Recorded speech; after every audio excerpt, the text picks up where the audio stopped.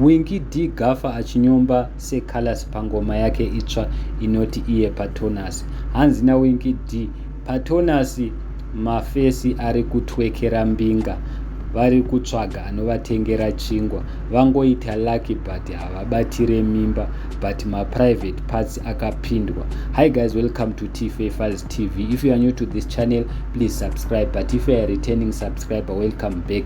Chekutanga toda kuti happy birthday kune Gaffer nhasi paanga rine birthday rabva rauya DC richituka seColors. Munoziva kuti akatanga ndiseColors, but Gaffer manje rava nengoma iri kunaka iri kuti Patronus. Ngoma yachona iri kutapira guys. Chiri kunyanya kuti sekesa isusu seT-Fae Files ndechekuti hanzi vangoita lucky but havabatire mimba. Apa vaWinky D vari kuzama kuti vese varume vari kutengerwa mota naSewicknell vari kurohwa kumanyiwa kuSim2 vakapusa vobva vapuhwa mari. Saka mangoita lucky nekuti hamubatire mimba, otherwise tatichakuona mune mazitumbu makamitiswa naSewicknell. Hanzi but private parts akapindwa, hanzi makabatwa. So guys, handizivi tinoti kudi, hanzi mafesi ari kutwekera mbinga,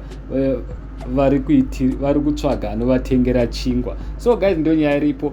Munongoziva mega zvekuitika muZimbabwe. Saka Winky D hapotsi auye nedhisi rakachisanganisira zvinonzi numbers don't lie guys. Mukatarisa inoti Patronus iri kurova pasi, already yatodarika 50,000 views, asi dzaseColors dziri mbiri dziri kutadza kumhanya kuti dzidarika pa, because ari kuramba seColors because chinonzi bvuma kupusiswa. Panapa munotoziva kuti pasocial media pane maGaffer pane mabhanditi, but panapa mabhanditi nhasi munovata makapfeka bhutsu because ngoma dzaseColors dziri kuramba kudarika 10,000.